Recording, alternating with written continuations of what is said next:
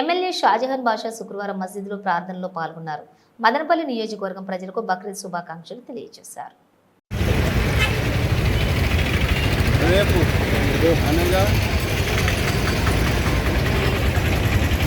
7వ తేదీ అందరికీ బక్రీద్ శుభాకాంక్షలు.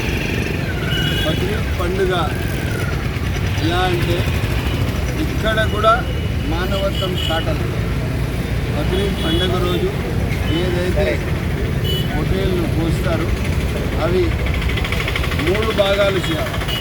ఒకటి ఎవరైతే అది దేవుని పేరుతో దేవునికి సమర్పిస్తారో వాళ్ళకు ఒక భాగం, బంధుత్వానికి ఒక భాగం, మళ్ళీ పేదవాళ్ళకు.